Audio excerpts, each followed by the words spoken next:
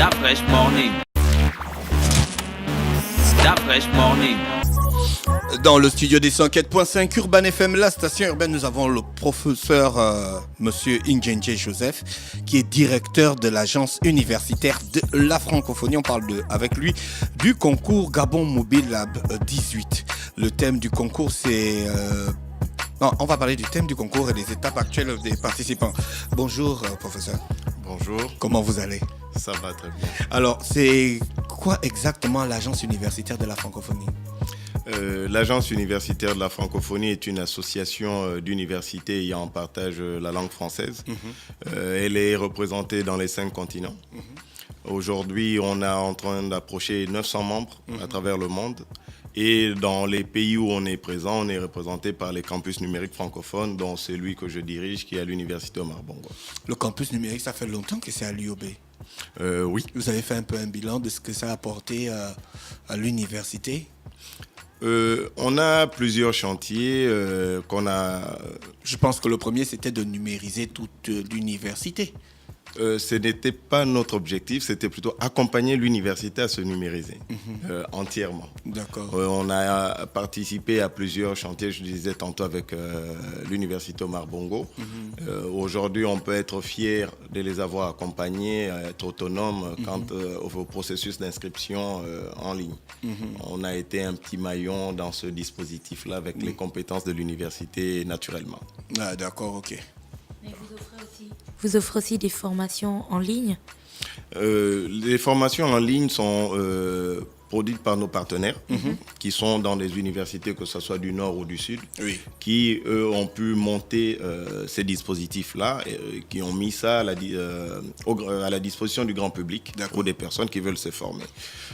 Aujourd'hui, on a compris que vers le sud, c'est-à-dire en Afrique, pour parler clairement, ce type de formation ne font pas légion, sont pas légion. Nos universités n'en produisent pas. Actuellement, on a un appel d'offres en cours qui propose aux universités du sud à mettre en place leurs propres enseignements à distance. D'accord. Donc on arrive cette fois-ci au concours dont Dafresh parlait, Gabon Mobile Lab 2018. Ah, c'est 2018, hein. Il y avait déjà 2017. Effectivement, je suis passé sur ce plateau, Oui, il faut parler on en du a 2017. parlé. Ah bon? Donc avant de parler du 2017, est-ce qu'on peut d'abord brièvement revenir sur les résultats? Avant de parler du 2018, revenir brièvement sur les résultats du 2017 et ensuite aborder les attentes de ce nouveau concours? 2017... Bien, vous n'avez pas encore les résultats. On a les résultats de 2017. Parce que vous avez l'air dubitatif. Bon, c'était un départ, c'était un test. On a pu avoir une trentaine de candidatures à l'annonce. Et chemin faisant, on a dû en éliminer parce qu'il y en a qui étaient déjà constitués en entreprise. Et nous, l'idée étant de susciter des idées nouvelles, de chercher des nouveaux talents à mettre devant le public. Montrer que dans nos universités et grandes écoles, il y a des enseignements qui sont donnés qui permettent aux jeunes d'avoir le même niveau que ceux d'autres cieux. Donc on avait pu en éliminer un certain nombre, ils sont restés à 14. Au fur et à mesure qu'on progressait, 5 ont été éliminés dans le processus. Donc c'est 9 qui se sont présentés à la finale. Et dans les 9, 4 sont encore restés en cours de route. Et il y a eu 5 qui ont été présentés au grand public ce jour-là. Et sur les 5, 3 ont été primés. Et les 3 ont été pris en incubation à Junior Achievement, qui a été un partenaire de l'activité avec l'Organisation internationale de la francophonie. D'accord. Alors qu'est-ce qui est prévu pour cette année 2018? Le même principe, la même organisation, ou en vous appuyant sur 2017, vous avez changé quelques points? Certains points ont changé, d'où la durée par exemple, et le type d'incubation. Il faut dire que ce concours est basé sur une approche Maker Lab. Donc les personnes se mettent ensemble pour travailler. Ah, d'accord. Et après, on regarde les résultats, nous on évalue et on fait du coaching derrière pour arriver à des produits qui soient expérimentables devant le public. Donc l'année dernière, on était sur 4 mois de gestion de ces équipes-là. C'était très long. Ouais. Là, on a ramené à 2 mois. Oui. depuis le 1er novembre, bon, étant férié, c'est le 2 novembre dont on a démarré cette activité. À l'heure actuelle, on a 14 groupes qui viennent de 5 établissements de la place. Et donc, Du supérieur ou du supérieur. Ah, d'accord. Du supérieur. Donc, ces 14 groupes sont en train de travailler. Demain... Travaille sur quoi? C'est quoi le thème du concours? Merci de me le rappeler, j'aurais dû introduire par là. Aujourd'hui, par rapport à 2017, on était parti sur les thématiques à l'initiative des porteurs. D'accord. Aujourd'hui, on a cerné le problème sur l'éducation et l'enseignement. Il y a quelque temps, d'autres partenaires avaient travaillé sur l'e-santé. On ne trouvait pas nécessaire d'ouvrir une autre porte à l'e-santé parce qu'on risquait de se retrouver avec les mêmes candidats parce qu'en patrouillant un peu dans cet environnement, vous vous rendrez compte que ce sont les mêmes équipes sur les mêmes thématiques qui se promènent de concours en concours. Et là, on a voulu mettre un petit garde-fou. Et là, on n'a que des équipes qui travaillent sur les problèmes de l'éducation. Et les 14. D'accord. Alors, qu'est-ce que vous voulez exactement dans les programmes qui pourraient être proposés ou bien les solutions qui pourraient être trouvées et qu'est-ce que vous allez en faire? L'AUF, depuis très longtemps, s'est intéressé spécifiquement aux institutions, donc aux universités et aux enseignants et chercheurs. L'accent sur les étudiants n'était vraiment pas aussi appuyé que depuis quelques années.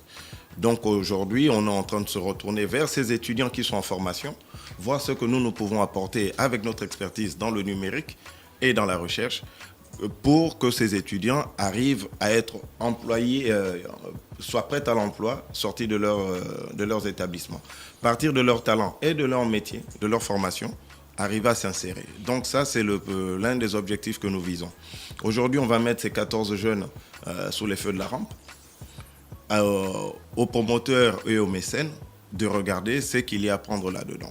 Il y a un futur partenaire, j'espère qu'on signera dans les jours à venir, avec qui j'ai discuté il y a 2 jours, qui nous a proposé une démarche sur laquelle on est complètement, à laquelle on adhère complètement, qui serait parmi les jeunes qui vont concourir, ils viendront derrière nous regarder ceux qui sont susceptibles de porter une entreprise ou d'arriver à un produit qui soit commercialisable, pourquoi pas vivre de cela. Vous voyez quelqu'un qui sort de l'école, qui tout de suite arrive à mettre en place ses compétences et son talent, et arriver à mettre en place une entreprise, ce sont des choses qui sont très rares dans notre environnement.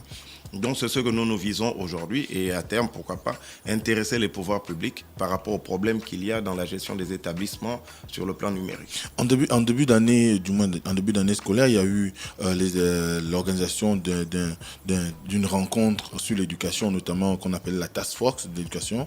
Et dans cette Task Force, l'État gabonais a choisi, du moins a décidé, de doter tous les établissements scolaires du Gabon des salles multimédia. Est-ce qu'aujourd'hui, l'agence que vous dirigez au niveau du Gabon travaille avec le gouvernement gabonais ou bien a été consulté? Bon, pour pourvoir en personnel, puisque vous avez le volet formation également. Il faut dire que de notre présence dans les États, nous sommes un organe de conseil. Oui. Donc régulièrement, on est appelé, que ce soit par le ministère de l'Enseignement supérieur ou celui de l'économie numérique, mais spécifiquement avec celui de l'enseignement supérieur, vers qui on remonte certaines informations. Donc à partir de là, eux, ils regardent. Au moment où on aura besoin techniquement de notre présence, nous serons là en tant que conseil. Il n'y a pas longtemps, l'OIF, qui est l'un des acteurs de la francophonie, a accompagné une session de travail de la Task Force, ce qui s'est tenu, je le dis, à l'hôtel Palme d'Or. Donc, vous voyez qu'on n'est pas loin de ce qui se fait. Vous avez déjà entamé les inscriptions pour participer au concours? On est à 2 semaines de la finale. Vous êtes à 2 semaines de la finale. Vous avez commencé le 2 novembre. Le 2 novembre. Et vous en avez 14 en ce moment. Ils sont 14 en ce moment. Et vous êtes à quelle étape maintenant là? Les gars, ils sont déjà prêts? Bon, je dirais pas tous. En cet après-midi, il y a un point qui va se faire, un point technique, Oui. pour voir ceux qui sont prêts ou ceux qui seront prêts ou pas. Parce que ça serait pas bien, moi je vais vous inviter, vous arrivez ce jour-là, vous voyez quelqu'un qui est en train de bidouiller, alors que nous on veut voir le produit qui se teste, qui fonctionne. S'il n'est pas capable en 2 mois de mettre en place un dispositif, bon, c'est qu'il doit revoir ses gammes encore. Justement, qui seront les membres du jury et sur quelle base vont-ils décider de celui-ci passe, celui-ci est éliminé? Ne passe pas. Il y a plusieurs aspects sur ce type d'évaluation. Comme ça concerne le domaine de l'éducation et de l'enseignement, on aura bien entendu des responsables d'établissement. Au fait du numérique, qui comprennent bien qu'on est dans le numérique, parce que... Il ne faut pas comprendre des gens qui ne comprennent rien du Voilà. numérique. Qui voient ça un peu... Mais ça serait aussi bien qu'ils viennent découvrir, qu'ils soient épatés, qu'ils soient étonnés qu'il y a des jeunes Gabonais qui sont capables d'apporter des solutions à leurs problèmes du quotidien. Oui.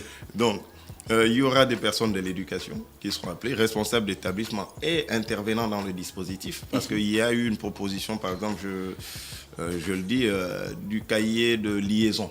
Le cahier de liaison concerne la vie scolaire dans un établissement, concerne les parents. Concerne aussi les administrateurs de l'établissement. Donc, on va essayer d'avoir quelques personnels qui seraient concernés par ces problèmes-là. Après, il y a les informaticiens, naturellement.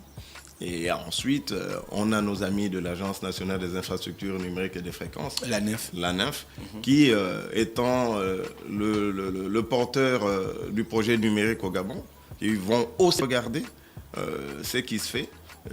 Ce que ces jeunes vont proposer, si ça peut servir, si ça peut être utile à l'État ou pas.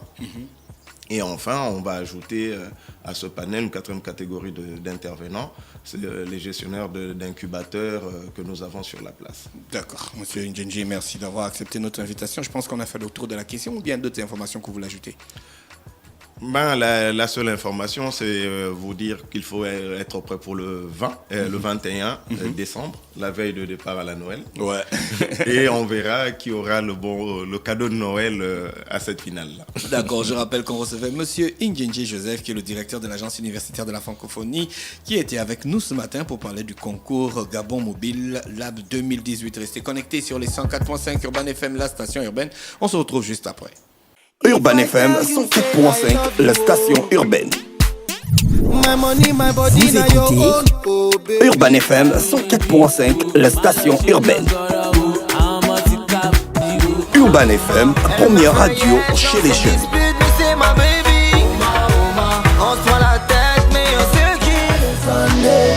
Urban FM, la radio des musiques urbaines. Urban FM 104.5, la station urbaine. Start Fresh Morning.